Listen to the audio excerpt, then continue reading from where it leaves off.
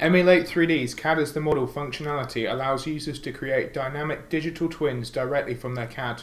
Aspects define behavior such as physics properties, joints, motors, and I/O for external controllers.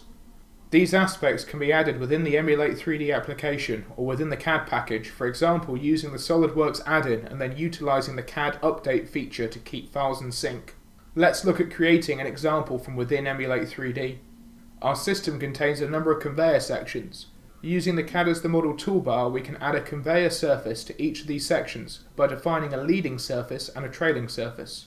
The motors for these conveyors can be configured, for example changing their speed profiles or pulse generation. We can control this conveyor by connecting to a PLC using customizable control modes. The tag browser will let us visualize, manage and debug this process. We can mark other objects as loads, which will interact with these conveyors. Loads will move along conveyors according to their motor speed and friction settings. If we want our loads to interact with sides, deflectors or pushers, we will need to add aspects for physics. Adding a physics geometry will make an object solid and produce collisions, whilst marking it as a rigid body will make it a dynamic object with mass, affected by forces and gravity. Kinematic joints allow us to create constraints and movement without the effects of gravity, external forces or inertia. A prismatic joint will produce a linear movement without rotation. Setting the joint to be inverse kinematic allows it to be driven by closure constraints or by mouse interaction. We can add joint restrictions to limit the range of motion of our system.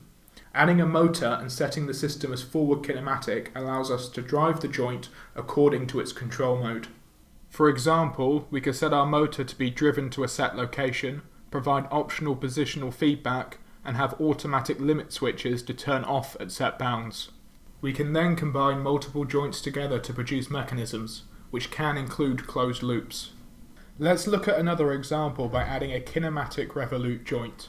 This joint allows one part to rotate around a fixed axis. We can set the direction and location of this rotation with the mouse, and then make sure that the point is relative to our base, which is the component we are attached to.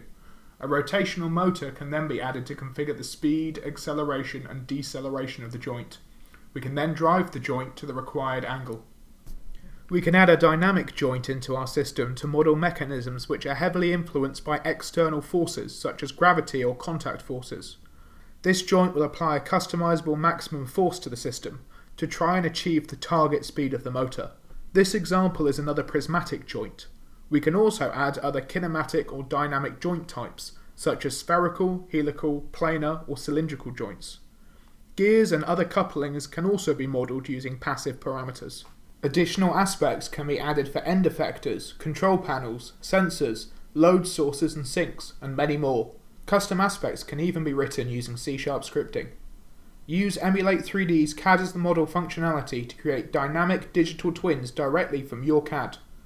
Immediately begin to simulate and analyze the system, interact with mechanisms and control panels within virtual reality, and connect to external controllers for virtual commissioning.